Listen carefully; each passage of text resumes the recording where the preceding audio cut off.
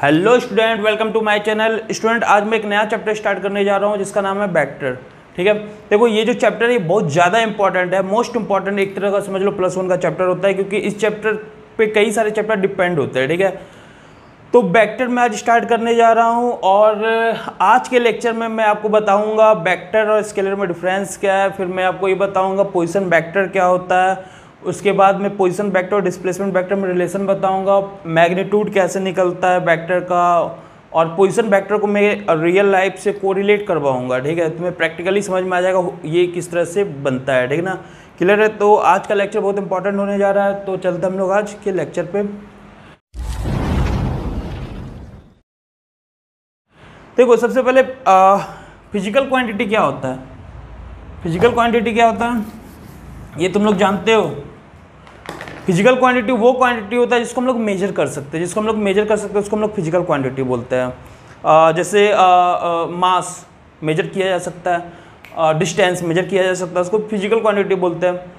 Displacement भी major किया जा सकता है। तो क्या नहीं मेजर किया जा सकता है, जैसे हैप्पीनेस। तुम बोल सकते हो किसी को आज हम 10 kg खुश हैं, नहीं बोल सकते ना। तुम ये बोल सकते हो मैं आज खुश हूँ, बहुत ज़्यादा खुश हूँ, ये बहुत कम, ऐसे बोल सकते हो। लेकिन एग्जैक्ट क्वांटिटी बता सकते हो कि मैं 10 kg आज खुश हूँ, नहीं बोल सकते ना। प्यार, मैं तुमसे 10 kg प्यार करता हूँ, 5 लीटर प्यार करता हूँ, बोल सकते हो, नहीं बोल सकते हो।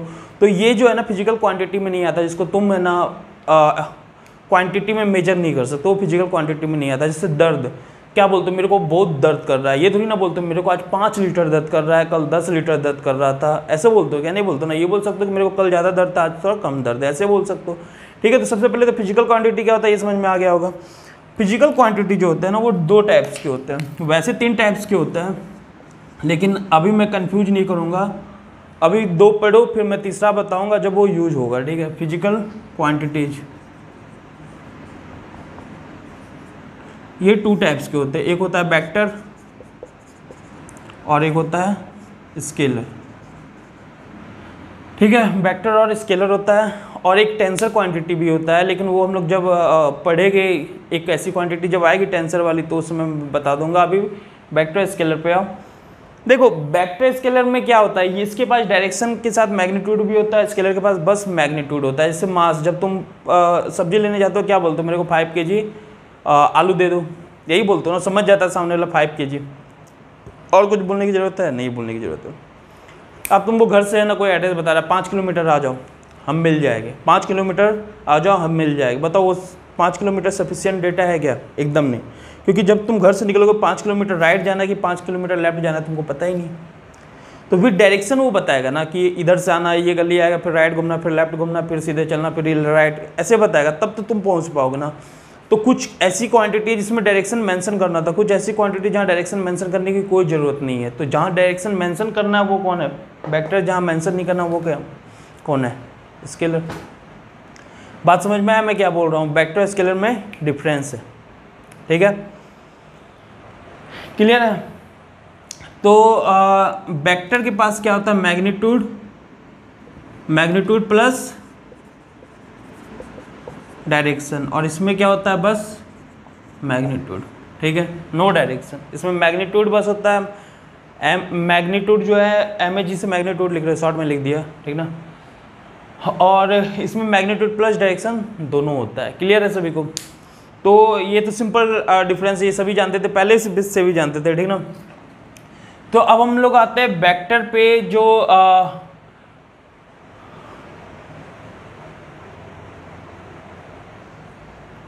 ठीक है। तो देखो इसमें मैग्नीट्यूड प्लस डायरेक्शन और इसमें बस मैग्नीट्यूड है। कुछ बता सकते एग्जांपल जिसमें मैग्नीट्यूड और डायरेक्शन दोनों होता हो? हाँ, तो पहले भी पढ़े हुए, क्या डिस्प्लेसमेंट हो गया, वेलोसिटी हो गया, डिस्प्लेसमेंट है, वेलोसिटी है, फोर्स है, मोमेंटम है। मोमेंटम शायद तुम लोग अभी तक नहीं जानते हो, चलो आगे पढ़ लोगे, ETC कई सारी चीज़ें हैं। इधर क्या होगा? मास, डिस्टेंस, ये सब पहले तुम लोग पढ़ चुके हो वैसे, डिस्टेंस, और इधर स्पीड। ठीक है, ETC क्लियर है। तो ये सब है। तो देखो फोर्स क्यों वेक्टर है? फोर्स में तुम बोलोगे 50 न्यूटन फोर्स लगाओ, ठीक है, 50 न्यूटन फोर्स लगाओ, किधर लगाओ? किधर लगाओ। अब एक बॉडी को मतलब डिस्प्लेस करना है किसी को, तो तुम आ रहे हो बोलो 1 मिनट इस पर 50 न्यूटन फोर्स लगाना, तो तुमसे पूछेगा ना किधर लगाना है, किधर ले जाना है बॉडी को, मतलब जिधर ले जाना उधर वो फोर्स लगा देगा। तो डायरेक्शन तो वो पूछेगा ना तुमसे कि किधर ले जाना है, उस हिसाब से वो क्या करेगा, फोर्स लगा देगा। तुम बोलोगे ना कि 50 न्यूटन फोर्स लगाओ ईस्ट डायरेक्शन में या वेस्ट डायरेक्शन में, जो भी मेंशन करना बोलोगे ना, ठीक है। तो फोर्स भी कौन सी क्वांटिटी है, वेक्टर क्वांटिटी। जिस भी क्वांटिटी को बोलने के बात तुमको ऐसा लगे कि बस मैग्नीट्यूड बोल के आधा अधूरा बातें बोले, पूरा बात समझ में नहीं आए सामने वाले को, तो डायरेक्शन मेंशन करना पड़ रहा है, तुम्हें मजबूरी है तुम्हारा मेंशन करना डायरेक्शन, तो वेक्टर क्वांटिटी के अंदर आता है। और इसमें डायरेक्शन मेंशन करने की जरूरत नहीं होती, वो किस में आता है, स्केलर क्वांटिटी में। समझ में आ गया होगा अच्छे से, ठीक है, क्लियर है। तो ये हम लोग चलते आगे। हाँ, तो अब वेक्टर जो है, वेक्टर को रिप्रेजेंट कैसे करते हैं, मतलब कोई भी वेक्टर क्वांटिटी है तो रिप्रेजेंट कैसे करते हैं। तो देखो किसी भी वेक्टर क्वांटिटी को जो रिप्रेजेंट करते हैं ना, वैसे होता है। जैसे कोई भी है फोर्स जैसे वेक्टर है तो इसके ऊपर एक एरो लगेगा, और डिस्प्लेसमेंट वेक्टर उसके ऊपर एक एरो लगेगा। इसका ग्राफिकल रिप्रेजेंटेशन कैसा है, तो देखो इसका ग्राफिकल रिप्रेजेंटेशन इधर ऐसा है, ये और ये एरो, ये वेक्टर के ये जो है एरो का जो टेल एंड है, सबसे लास्ट वाला एंड, वो उसके स्टार्टिंग पॉइंट को बताता है, और जो हेड दिख रहा है वो उसके एंडिंग पॉइंट को बताता है। ये स्टार्टिंग और ये एंडिंग, ये भी स्टार्टिंग ये एंडिंग, और एरो का डायरेक्शन उसके डायरेक्शन को बताता है। अब देखो सामने वाला तुमसे पूछेगा, मान लो ये वेक्टर ए है, एरो लगा दिए, और ये वेक्टर बी है, एरो लगा दिए, ठीक है। कोई तुमसे पूछेगा बताओ ए और बी का डायरेक्शन क्या है, तुम बोल सकते हो ए और बी का डायरेक्शन सेम है, क्योंकि ये दोनों क्या है, पैरेलल। नॉलेज मिल गया, मतलब तुमको इन्फॉर्मेशन मिल गया ना, बस देखो एक सिंबल से, ग्राफिकल रिप्रेजेंटेशन से। हाँ, तुमसे पूछेगा ए और बी में किसका मैग्नीट्यूड ज़्यादा है, जैसे यहाँ पे मैग्नीट्यूड ए का ज़्यादा दिख रहा है और बी का कम। यहाँ पे मान लो 10 न्यूटन फोर्स लग रहा है, तो यहाँ पे 10 से कम लग रहा है, लेकिन दोनों का डायरेक्शन क्या है, मान लो ये ईस्ट में लग रहा है तो ये भी ईस्ट में ही लग रहा होगा, क्योंकि दोनों का डायरेक्शन पैरेलल है, ठीक है, समझ में। अगर ये ईस्ट में लग रहा होगा तो ये भी ईस्ट में लग रहा होगा, क्योंकि दोनों का डायरेक्शन क्या है, पैरेलल है।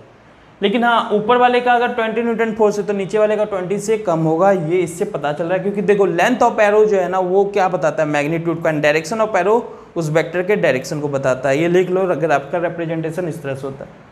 यहाँ तक क्लियर है, लेंथ ऑफ एरो क्या बताता है और डायरेक्शन ऑफ एरो क्या बताता है, ठीक है, ओके, ये समझ में आ गया। तो अब इसमें देखो क्या है ना, ये जो तुम्हें दिख रहा है ना, इस पे जो एरो दिख रहा है, अगर बी इधर रहता, देखो ऐसे रहता बी, तो अब ऐसे नहीं कि बी में इधर एरो बनेगा, देखो ये कंफ्यूजन मत कर लेना कि अब इसमें एरो ऐसे बनेगा, नहीं, this is the symbol of vector. ये जो है सिंबल है वेक्टर का, चाहे वेक्टर इधर लेफ्ट हो, राइट हो, ईस्ट हो, वेस्ट हो, नॉर्थ ईस्ट हो, कुछ भी हो, सिंबल जो है ना वेक्टर का यही होगा। ये जो है, ये जो एरो, ये डायरेक्शन को नहीं मेंशन करता। कौन वाला एरो की मैं बात कर रहा हूँ, ये जो एरो दिख रहा है ना तुम्हें यहाँ पे, ये वाला जो एरो दिख रहा है ना, ये डायरेक्शन को नहीं बताता है, ये तो वेक्टर का सिंबल है, यहाँ पे भी और एरो, जबकि इसका डायरेक्शन ये मान लो सी है, तो सी में भी वेक्टर का साइन ऐसे ही जाएगा, लेकिन सी का डायरेक्शन क्या है, इधर।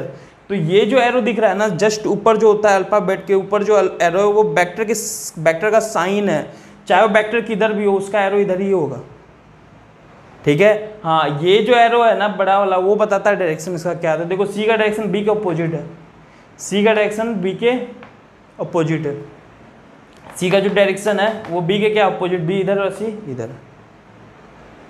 बात समझ में आया मैं क्या बोल रहा हूँ। तो ये एरो से हम लोग वेक्टर को रिप्रेजेंट कर सकते हैं, ठीक ना।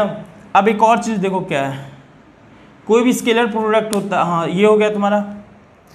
अब ना एक वेक्टर का बस मैग्नीट्यूड रिप्रेजेंट करना, जैसे फोर्स मेरे को 50 न्यूटन बस सामने वाले को बताना है, और बस 50 न्यूटन उसका डायरेक्शन मेरे को मेंशन नहीं करना। तो देखो क्या करो, एफ लिख के, ठीक है, इस पर ऐसे मॉड लगा दो ऐसे। अब ये जो है बस वेक्टर के डायरेक्शन को बता रहा है, ये बस वेक्टर के मैग्नीट्यूड को बता रहा है। जब मॉड लगा देते हो ना तो बस मैग्नीट्यूड को बता रहा है। मॉड शायद तुम लोग पहले पढ़े होगे मेरे ख्याल से, मॉड के अंदर प्लस हो या माइनस, बाहर प्लस ही होता है, ठीक है। तो डिस्प्लेसमेंट राइट गया हो बंदा या लेफ्ट गया हो, अगर मॉड लग गया है तो राइट को भी पॉजिटिव लोगे, लेफ्ट को नेगेटिव लेते, लेकिन मॉड लगने के बाद वो क्या हो जाएगा, पॉजिटिव। तो इसका मतलब उसको डायरेक्शन से मतलब ही नहीं है, ठीक है। तो मॉड ये सिंबल है मैग्नीट्यूड, ओनली ये किसको शो कर रहा है, ओनली मैग्नीट्यूड, ठीक ना। वो बस किसको शो कर रहा है, मैग्नीट्यूड को, ठीक ना। राइटिंग थोड़ा समझ जाया करो, ओनली मैग्नीट्यूड को कौन रिप्रेजेंट कर रहा है? मॉड के साथ एफ। हाँ, ये भी मैग्नीट्यूड को ही रिप्रेजेंट करता है, अकेला एफ लिख दो। तो ये भी किसको रिप्रेजेंट कर रहा है? ओनली मैग्नीट्यूड को, ठीक है। ये भी ओनली मैग्नीट्यूड को कर रहा है, ये भी। तो सर ये क्यों लिखी? यही लिख दो। हाँ, तो मोस्टली बुक में ऐसे ही लिखाता है। तो इन दोनों में अंतर क्या है? देखो इन दोनों में अंतर ये है ना, देखो अब जैसे कोई मान लो मास को लिख रहा है, तो मास को भी तो वैसे ही लिखेगा ना। मान लो फोर्स इक्वल टू 20 न्यूटन लिखा, अब मास इक्वल टू मान लो 40 kg है, सपोज कर लो 40 kg है। तो देखो, और ऐसे अगर लिख दिया F इक्वल टू 20 न्यूटन, तो अब तीनों में अंतर क्या है? ये और ये में। देखो इसमें तो ये है, ये दोनों मैग्नीट्यूड को बता रहा है, F भी मैग्नीट्यूड को बता रहा है 20 न्यूटन, मास भी मैग्नीट्यूड को बता रहा है 40 kg, ठीक है। ये मैग्नीट्यूड को बता रहा है। लेकिन अब ये बताओ, ये मास जो है ये स्केलर है कि वेक्टर? ये इससे भी नहीं पता चला। फोर्स स्केलर है कि वेक्टर? इस सिंबल से पता नहीं चल रहा है। लेकिन बस ये पता चल रहा है ये दोनों जो है मैग्नीट्यूड को बता रहे हैं। लेकिन ये अगर ऐसे रहेगा तो तुम बोल सकते हो ये बात, फोर्स का ये मैग्नीट्यूड 20 न्यूटन है, लेकिन ये force is a scalar force is not a scalar quantity, force is a vector quantity.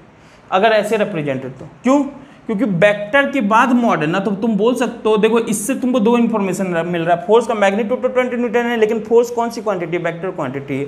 लेकिन यहाँ पे मान लो किसी को नहीं पता है फोर्स इज ए वेक्टर और स्केलर, मान लो नहीं पता है, तो यहाँ से उसको पता चल जाएगा क्या कि फोर्स वेक्टर क्वांटिटी था? नहीं, क्योंकि यहाँ पे तो कहीं पे एरो भी नहीं है। लेकिन यहाँ से पता चल जाएगा ये है 20 न्यूटन फोर्स का मैग्नीट्यूड, लेकिन ये फोर्स का जो फोर्स जिस परिवार से आता है वो वेक्टर है, यहाँ से पता चल रहा है।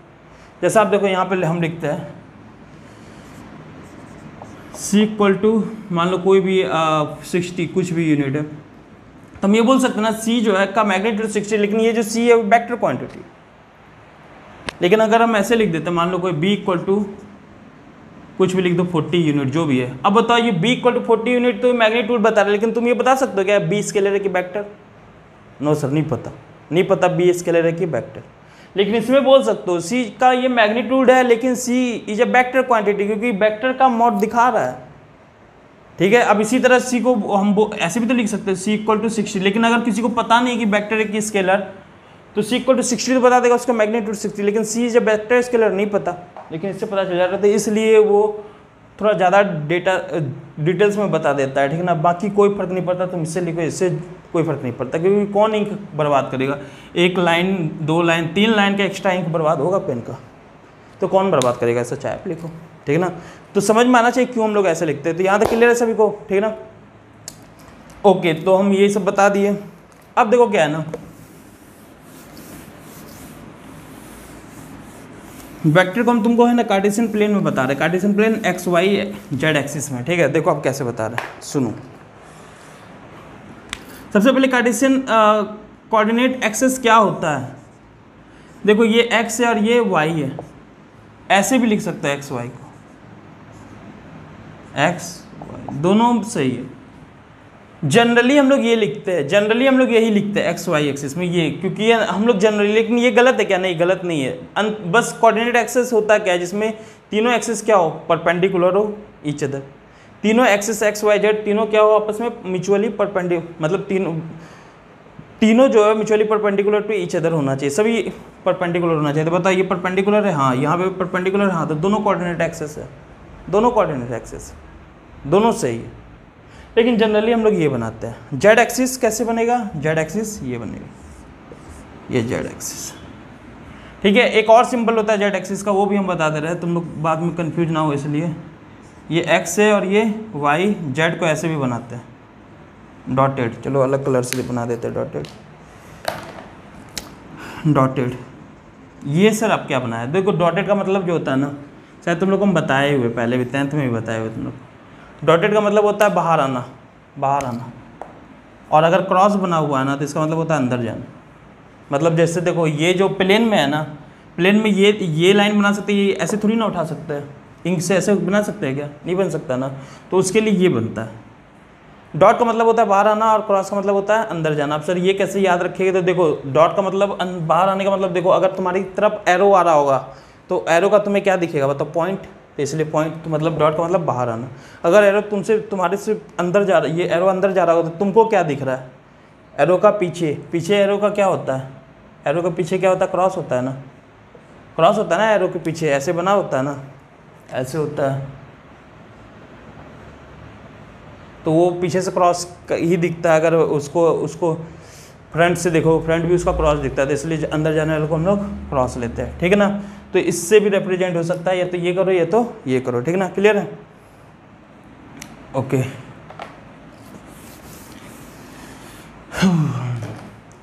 चलो क्लियर है यहाँ तक ना। तो अब हम लोग आते हैं कोऑर्डिनेट एक्सिस पे कैसे हम लोग वेक्टर को रिप्रेजेंट करते हैं। देखो अब यहाँ पे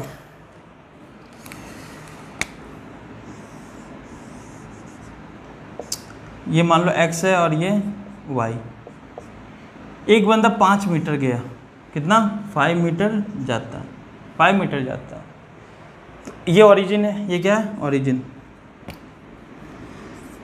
अब है ना ओरिजिन है, तुमसे कोई पोजीशन पूछ रहा है कि बताओ उसका पोजीशन क्या है, तुम बोलोगे ओरिजिन से 5 मीटर पर है, तुम बोलोगे ओरिजिन से वो 5 मीटर पर है, ठीक है। अब ओरिजिन से 5 मीटर पे जब तुम बोलोगे बताओ पहुंच जाएगा क्या, नहीं पहुंच पाएगा। क्यों नहीं पहुंच पाएगा, ओरिजिन से 5 मीटर कहीं सारे है, ये भी तो ओरिजिन से 5 मीटर ही है, हाँ ये भी तो ओरिजिन से 5 मीटर पे है, ये भी तो ओरिजिन से 5 मीटर पे, सभी तो 5 मीटर पे ओरिजिन से, हाँ ये सभी इन्फानाइट पॉइंट होगा जो ओरिजिन से क्या होगा 5 मीटर पे, इन्फानाइट पॉइंट होगा जो ओरिजिन से 5 मीटर पे होगा। तो बताओ पोजीशन जो हम बताने जा रहे हैं, पोजीशन को बस मैग्नीट्यूड से बताया जा सकता है, नहीं एकदम भी नहीं सर, एकदम भी नहीं बताया जा सकता। तो फिर क्या करें, तो देखो फिर क्या करना होता है ना, 5 मीटर पर है, अब तुम उसको ये बोलो 5 मीटर पर है और 37 डिग्री पे 5 मीटर पर, 37 डिग्री पे 5 मीटर पे। बताओ इसके अलावा कोई भी ऐसा पॉइंट होगा जो 37 डिग्री 5 मीटर पे, कोई पॉइंट नहीं हो सकता। मतलब तुमको एंगल बताना पड़ रहा है, मतलब डायरेक्शन तुमको बताना पड़ रहा है उसमें, 37 डिग्री 5 मीटर जाओ, मिल जाएगी, पॉइंट भी मिल जाएगा, मिल गया। बात समझ में आ रहा है मैं क्या बोल रहा हूँ, ठीक है। तो तुम्हें बताना पड़ेगा, तो डायरेक्शन मेंशन करना पड़ रहा है। तो अब देखो क्या है, अब देखो जो वो एंगल के थ्रू मैं बताया था ना, उसको बिना एंगल का भी लिखने का एक तरीका है, वो देखो एक्स एंड वाई के टर्म में लिखूंगा मैं। तो उससे पहले ना एक चीज़ सुनो, मैं क्या बता रहा हूँ समझ में आ जाएगा, पहले सुनो क्या होता है। ये एक्स वाई शायद तुम लोग पढ़े हो मैथ में, एक्स वाई जेड, जब तुम ये लिखते हो ना तो इसमें सबसे पहला जो टर्म होता है एक्स का बताता है, फिर वाई का, फिर जेड का। जो पहला होगा यहाँ पे सबसे पहला जो होगा वो ये बताता है एक्स में कितना चले, ये बताता है वाई में कितना चले, और ये बताता है जेड में कितना चले। अब देखो उसी क्वेश्चन को मैं कैसे करता हूँ, उसी एग्जाम्पल को मैं कैसे करता हूँ। मैं ये बोल रहा हूँ ना वो 3 मीटर एक्स में गया, वो 3 मीटर कहाँ गया एक्स में। तो बताओ ये क्या है ओरिजिन, तो इस पे कोऑर्डिनेट क्या होता है 0 0 0। 3 मीटर एक्स पे गया तो यहाँ पे ले जाओ एक्स पे, ये 3 मीटर एक्स पे पहुँच गया। 3 मीटर बस एक्स में चला ना, तो 0 में 3 को क्या कर दो प्लस, ये वाले 0 में एक्स, क्योंकि पहला जो होता है वो एक्स को बताता है। 0 + 3 क्या हो गया 3। वाई में कुछ चला था क्या, नहीं, तो उसको 0 ही लिखो। जेड में कुछ चला नहीं, 0 लिखो। यहाँ तक क्लियर है। अब वो क्या किया, चला वाई में कितना 4 मीटर, कितना चला वो 4 मीटर, ये 3 मीटर चला था एक्स में, 4 मीटर वाई में चला, 4 मीटर वाई में चला ना। तो यहाँ पे जो भी वैल्यू थी उसमें वाई में प्लस कर दो 4।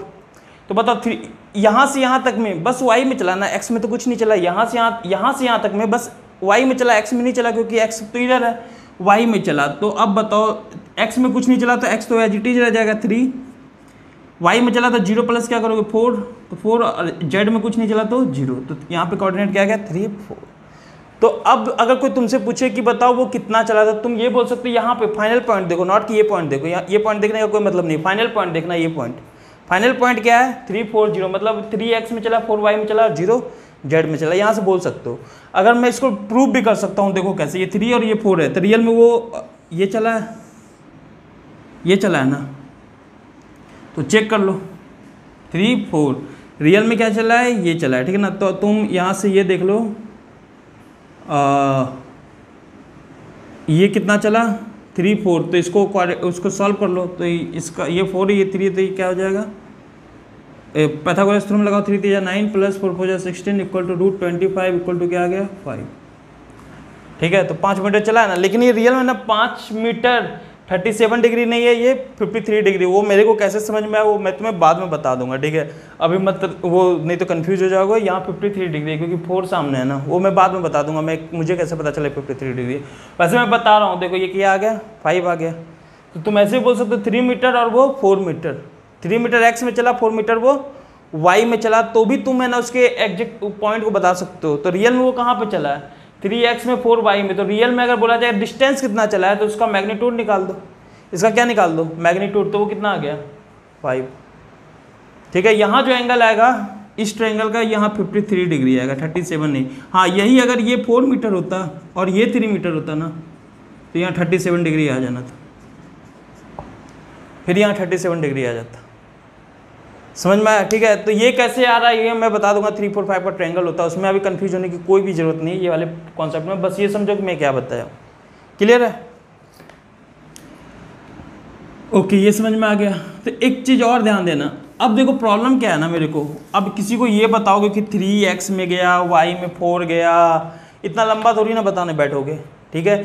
तो तरीका सोचेगा कुछ ऐसा बनाते हैं जिससे कि तुरंत पता चले सामने वाले को x में कितना गया, y में कैसे कितना गया, कोई सिंबल के थ्रू बता देगा, कुछ ऐसा बता देगा, कुछ तो ऐसा बना है। तो बनाया गया, देखो फिर क्या किया गया, कोई भी जो किया, ये पोजीशन r जो है, पोजीशन r जो है उसको लिखा गया, वेक्टर का साइन है क्योंकि वेक्टर क्वांटिटी होता है, तो लिखा गया देखो x i cap plus y j cap plus z k cap. अब ये क्या होता है मैं बताता हूँ। जैसे मैं इस वाले को क्या लिखूँगा, ये क्या था यहाँ पे 3, 4, 0।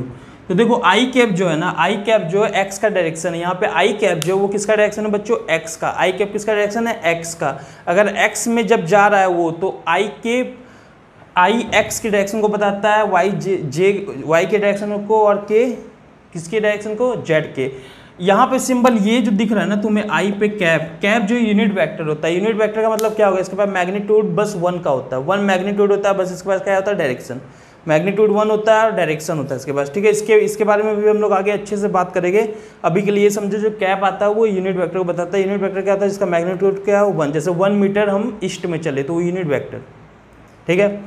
जैसे एक्स में 1 मीटर चले तो यहाँ बस आई कैप लिखोगे, I cap represent direction of X and it's a unit vector, it's means 1 metre चले और x में चले, ठीक है। लेकिन अब इस क्वेश्चन के अकॉर्डिंग जो देखा जाएगा तो वो क्या हो जाएगा, 3i cap plus 4j cap, क्योंकि 4y और यहाँ पे k कैप होगा नहीं क्योंकि 0 k कैप है, लिखना है तो लिख लो 0 k कैप। तो इसको हम लोग क्या लिख सकते हैं यार, पोजिशन वेक्टर को 3i cap plus 4j cap, ठीक है। ये तुम्हारा क्या आ गया, पोजिशन वेक्टर आ गया।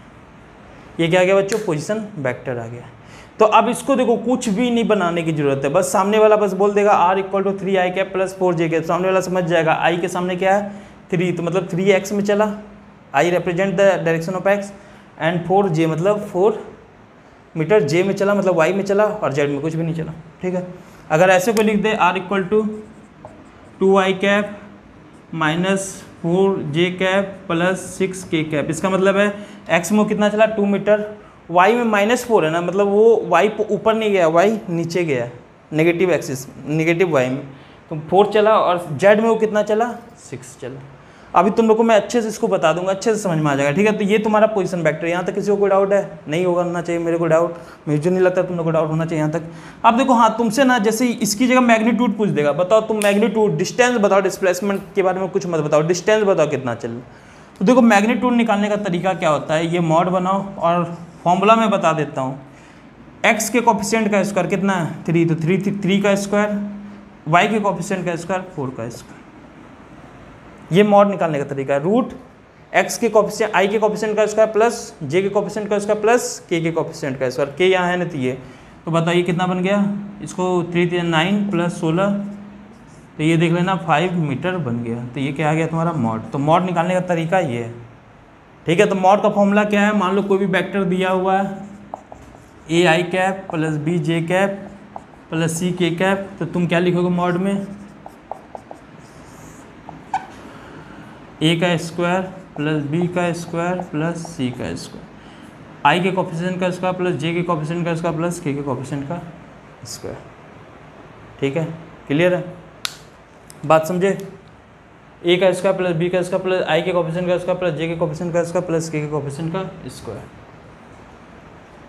ठीक ना, क्लियर है। तो ऐसे तुम लिख सकते हो, मैग्नीट्यूड निकालने का तरीका है। तो अब यहाँ पे हम प्रूफ भी कर दिए, देखो यहाँ पे 5 आया ना तुम्हारा मैग्नीट्यूड, रियल में 5 भी चला था, हम प्रूफ भी यहाँ पे भी किए तो रियल में कितना चला 5, और फॉर्मूले से भी निकाल। क्लियर है सभी को?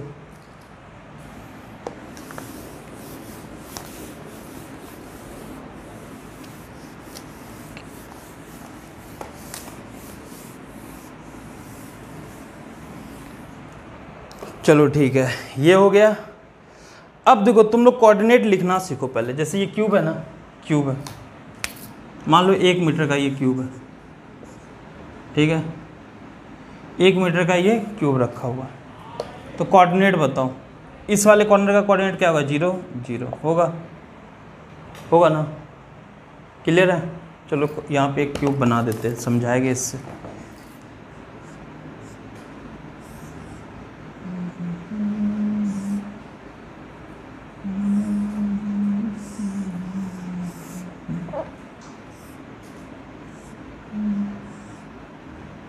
चलिए ठीक है, बताइए स्टार्ट की ऐसे रखा हुआ, ठीक है, स्टार्ट की ये क्या है? 0 0 0, क्योंकि यहाँ पे कोऑर्डिनेट क्या है? 0 0 0, क्योंकि ये।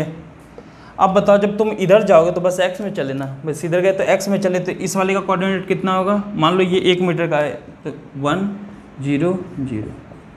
अब देखो यहाँ से यहाँ पे थे तुम, यहाँ से बस x में, यहाँ पे मान लो, यहाँ पे ये वाला, ये पीछे वाला पार्ट, ये, तो यहाँ पे 0 0 0, इधर बस x में चले, ठीक है, इधर बस x में चले, ठीक है ना।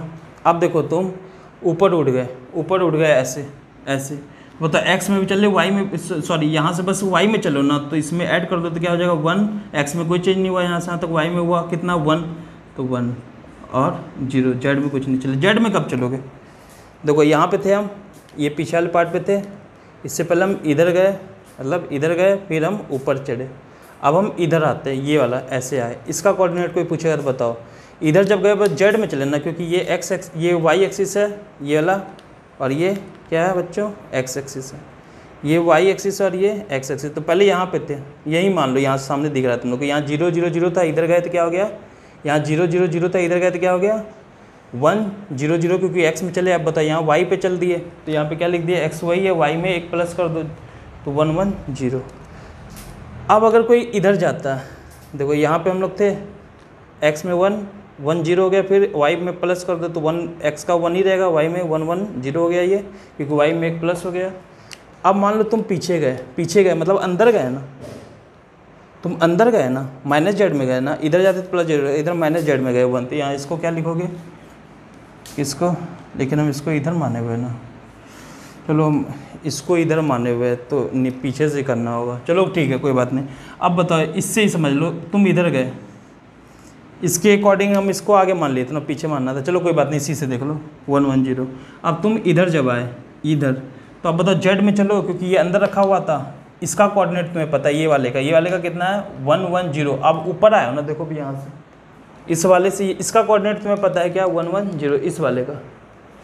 इस वाले का कोऑर्डिनेट पता है 1 1 0। अब ऊपर आया ना, ऊपर, अब किधर आ गए? देखो यहाँ पे थे, अब हम आगे आ रहे हैं, आगे ये कौन सा एक्सिस है? Z axis. कितना आगे आ रहे हैं? 1। तो बताओ जब यहाँ हो गए तो क्या हो जाएगा? 1 1 1। समझ में आया? चलो 3D है ना भी समझ में आया तो कोई बात नहीं, बस हमें जी बता रहे थे कैसे कोऑर्डिनेट लिखा जाता है, ठीक है। तो वो ये ऊपर 1 1 1 है, अब जेड में आगे आ गए, बस जेड में आओ ना, एक्स वाई में तो नहीं आए, तो जेड में प्लस कर दो 1, तो 1 1 1 हो जाएगा, ठीक है। क्लियर है यहाँ तक? ठीक है, इसको कॉपी करो।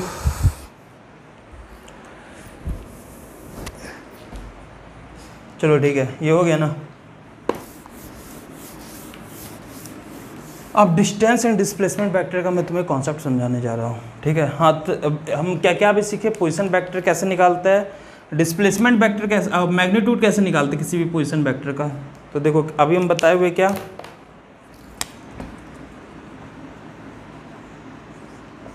R equal to A I cap plus B J cap plus C K cap दिया हुआ है, ठीक है। क्लियर है? तो इसका अगर मैग्नीट्यूड निकालना हो तो क्या करोगे? अभी हम बताएं, A square plus B square plus, अगर कोई तुमसे यूनिट वेक्टर पूछे ना, कोई तुमसे यूनिट वेक्टर पूछे, क्या पूछे? यूनिट वेक्टर बताओ, इसका यूनिट बताओ, इसका यूनिट। जैसे तुम्हारे पास 50 रुपीज़ है, तुम्हारे पास कितना है बच्चों 50 रुपीज़, ठीक है। कोई तुमसे बोल रहा है ना मेरे को इसको यूनिट में बताओ, रुपीज़ की यूनिट क्या होती है, तो इसके मैग्नीट्यूड से क्या कर दो डिवाइड 50। तो बताइए रुपीज़ की यूनिट क्या होती है, रुपीज़ मतलब रुपये की यूनिट क्या होती है 1 रुपीज़ होगी, मैग्नीट्यूड से क्या किया डिवाइड। इसी तरह देखो क्या है ना, सुनो कोई भी है, जैसे ये आर दिया हुआ, R equal to A I cap plus B J cap plus C K, बोलेगा इसका यूनिट वेक्टर बताओ। तो यूनिट वेक्टर का सिंबल ये होता है, लिखोगे क्या R vector upon its magnitude, क्योंकि यूनिट किसी भी चीज़ को बनाने, किसी भी चीज़ को यूनिट बनाने के लिए उसके मैग्नीट्यूड से उसको क्या कर दो डिवाइड। ये इसका वेक्टर और इसका मैग्नीट्यूड ये दोनों को डिवाइड कर देते, इसकी जो वैल्यू आएगी तुम्हारा क्या आ गया A I cap plus B J cap plus C K cap, और उसके ही मैग्नीट्यूड से क्या कर दो डिवाइड। तो इसका मैग्नीट्यूड क्या है बच्चों बताओ, A square plus B square plus C square. तो ये तुम्हारा क्या आ जाएगा आर यूनिट वेक्टर। जैसे तुमको मैं एक क्वेश्चन देता हूँ उससे तुम्हें ज़्यादा समझ में आएगा। जैसे देखो दिया हुआ है are equal to 2i plus 4j, ठीक है, ये तो 3i प्लस 4j। बोला है find unit vector of R, unit vector of R, ठीक है।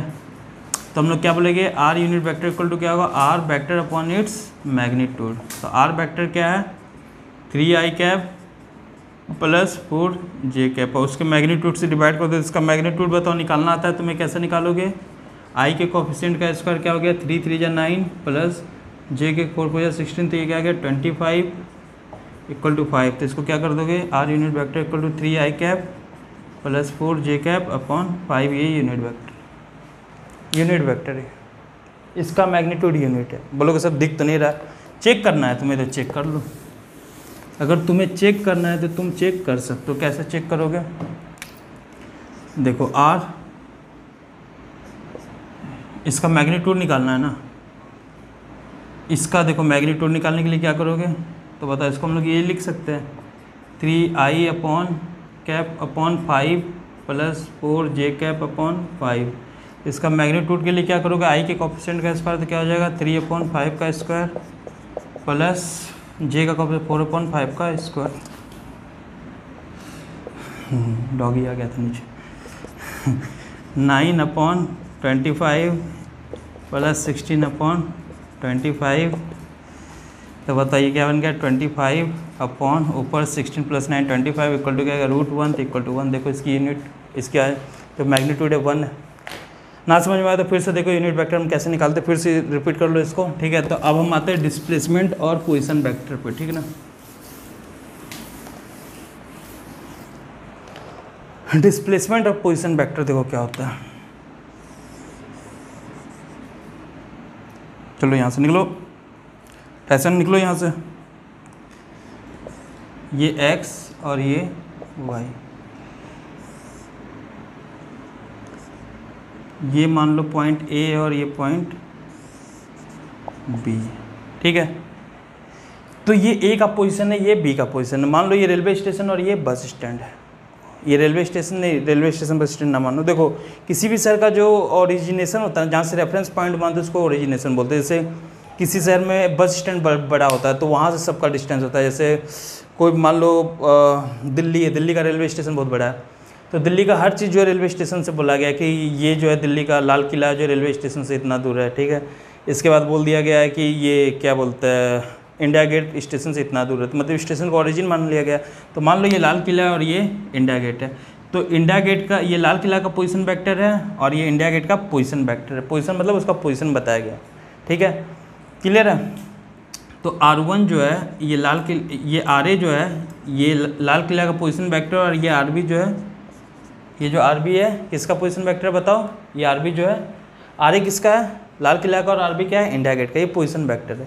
अब कोई बंदा A से B जा रहा है, कोई बंदा A से B जा रहा है, A से कहाँ गया B गया, तो A से जो B जो दिख रहा है ना, ये RAB जो तुम्हें दिख रहा है ना, ये RAB जो दिख रहा है तुम्हें, ये पोजीशन वेक्टर नहीं है, ये डिस्प्लेसमेंट वेक्टर है, क्योंकि ये A से B गया ना, ये A से कहाँ गया है बच्चों B गया है, तो ये गया है ना, तो ये डिस्प्लेस चला है, तो इसको हम लोग क्या बोलते हैं डिस्प्लेसमेंट वेक्टर। और ये RA और RB क्या था, A का पोजीशन वेक्टर B का पोजीशन वेक्टर, लेकिन कोई बंदा A से B जाएगा तो RAB को क्या बोलेंगे displacement vector when a person goes from A to B। लेकिन अगर कोई है ना ऐसे जा रहा है,